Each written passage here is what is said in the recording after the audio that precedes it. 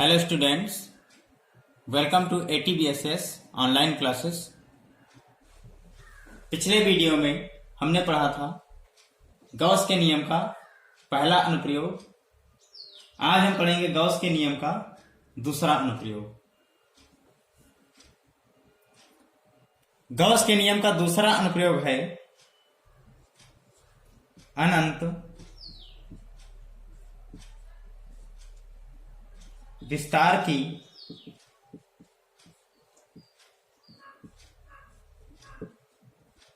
समतल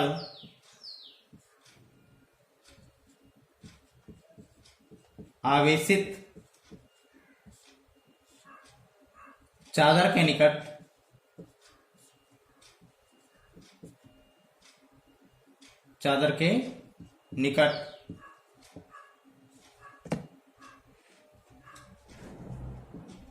वैद्युत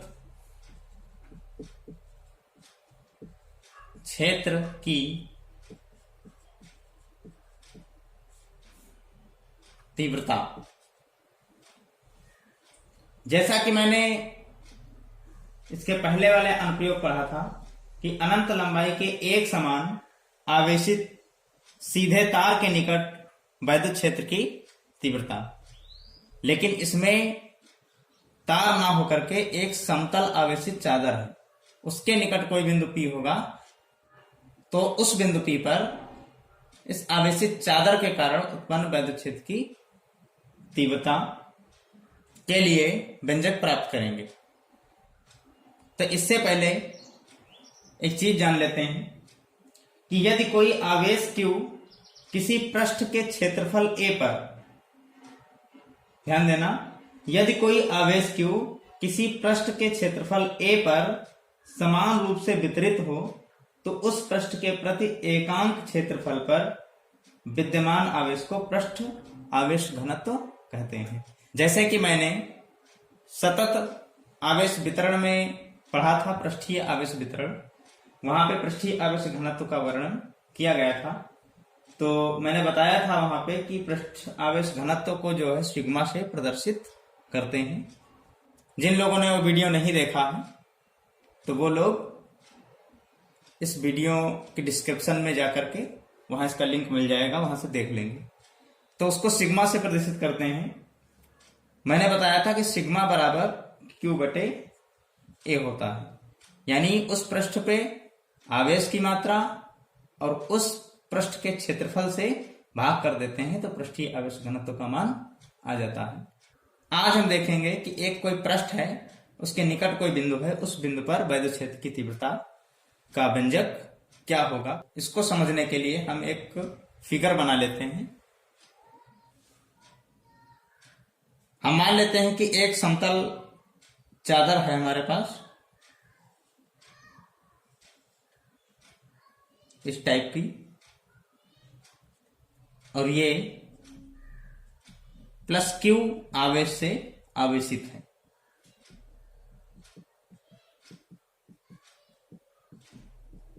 यानी इसके पृष्ठ पर प्लस Q आवेश वितरित है।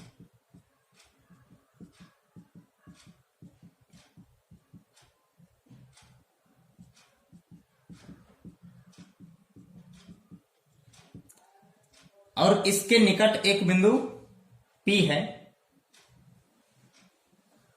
इस बिंदु पर हमें वैद्युत क्षेत्र की तीव्रता ज्ञात करनी है और इस चादर पर आवेश की मात्रा Q है।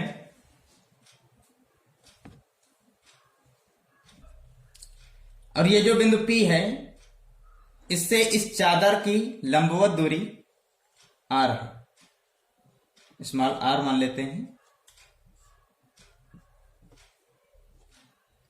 अब हम मान लेते हैं कि इस चादर के दूसरी ओर एक बिंदु है जिसको हम P डैश मान लेते हैं। अब हम इस चादर के आर पार एक गॉसियन पृष्ठ बनाते हैं। तो ये गॉसियन पृष्ठ इस टाइप से बनेगा, बेलन के आकार का, इस प्रकार से।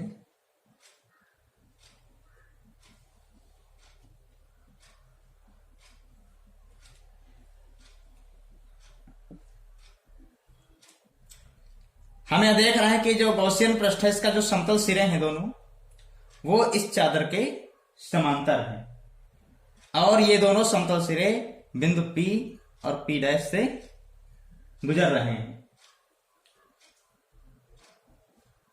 चूंकि ये चादर जो है वो अनंत विस्तार की है, इसलिए जो P पे वैद्युत क्षेत्र की तीव्रता होगी वही P' पे भी वैद्युत क्षेत्र की तीव्रता होगी। तो हम मान लेते हैं कि बिंदु P पर वैद्युत क्षेत्र की तीव्रता E है और इसकी दिशा कहाँ है? इस चादर के लंबवत बाहर की ओर, और इसकी दिशा भी चादर से बाहर की ओर होगी, इसका मान भी E। और ये जो दोनों समतल सिरे हैं इनका क्षेत्रफल हम A मान लेते हैं। हम यहां पे देख रहे हैं कि जो वैद्युत क्षेत्र E है वो गॉसियन बेलन के समतल सिरों के लंबवत है, लेकिन जो इसका वक्रीय पृष्ठ है इसके समांतर है। यानी बेलन के दोनों सिरों से होकर जाने वाला वैद्युत फ्लक्स फाई E बराबर समाकलन वेक्टर E डॉट dA, जैसा कि हम पीछे पढ़ चुके हैं। इसको मैंने dA मान लिया, dA वेक्टर, यहां सूक्ष्म क्षेत्रफल मान लिया, और प्लस सेम जब उतना ही है तो यहां भी E डॉट dA। और हम जानते हैं जो dA है वो समतल सिरों पर क्षेत्रफल वेक्टर है। क्योंकि यहां पे जो E है वो वेक्टर dA के समांतर है, तो जब समांतर है तो उसके बीच का कोण 0 बनेगा, तो cos 0 का मान 1 हो जाएगा, यानी vector E dot vector dA बराबर हो जाएगा E dA। तो यही वैल्यू यहां पे हम रख देंगे, यानी फाई E बराबर आपका हो जाएगा E dA और प्लस समाकलन E dA। यानी dA मैंने टोटल A माना था दोनों का क्षेत्रफल, तो यहां हो जाएगा फाई E बराबर EA और प्लस EA। EA दोनों को जोड़ करके 2EA।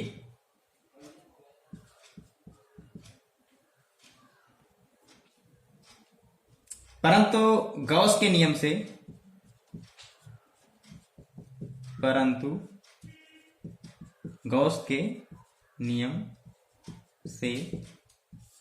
गॉस का नियम क्या होता है? फाई E बराबर Q बटे एप्सिलॉन 0। और हम अभी पीछे पृष्ठ आवेश घनत्व जब पढ़े थे तो वहां पे हमने निकाला था फार्मूला सिग्मा बराबर Q बटे A। अगर यहां से हम Q का मान निकालें तो Q बराबर हो जाएगा सिग्मा A। ये वैल्यू हम इसमें रख देते हैं Q की जगह पे, तो फाई E बराबर हो जाएगा सिग्मा A बटे एप्सिलॉन 0।